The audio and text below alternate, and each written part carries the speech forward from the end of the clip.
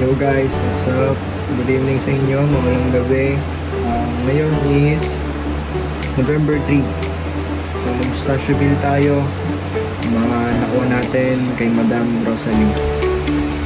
So first is yung mga single shot natin, mga Star Mines. Siyempre, parang ngayon lang yata sila naglabas ng single shot na 3 inches.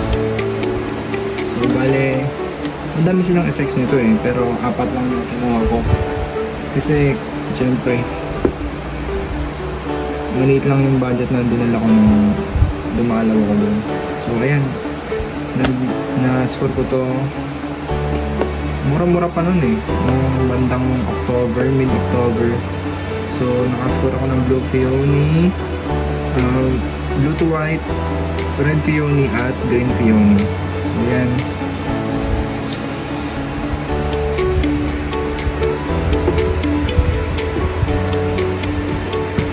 Then next natin is itong mga brocade, one set ng brocade na 4 inches.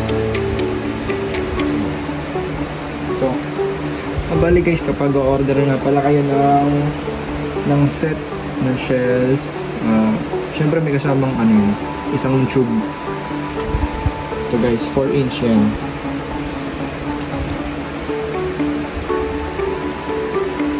And meron tayong order din ako ng 4 inch na blue. One set din yan guys. 3 piraso din yan. Solid yan guys.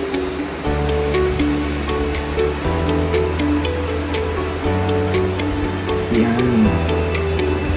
Tapos meron din ako na-score sa kanya. Parang ngayon lang ito lumabas sa market niya. Blue Peony with broken ring at Red Peony with broken ring. 4 inch din yan. Nakikita ko to sa sa mga fireworks display nila. Ang solid nito, grabe. Try nyo yan. At lastly, sa mga bombshell, 6 inch brocade. Yan. Compare natin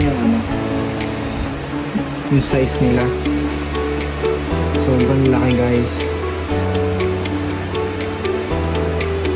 Bali one set din to, may kasama din tube.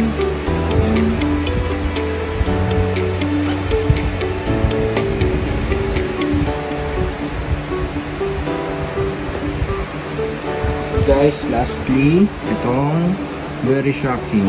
Bali, isa pa lang yung nakuha ko nito pero tatry natin yung lahat ng kulay. Pero di ko alam kung same lang din sila ng effects.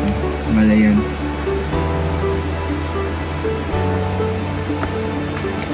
So yun lang guys. Bale sa November 7, nag-visit ulit tayo doon, pati sa SRC.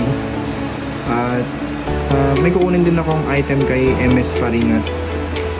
Bale yun, kukuha ako ng doon, mga Eagles na bombshell. So yun lang guys muna, update sa ngayon.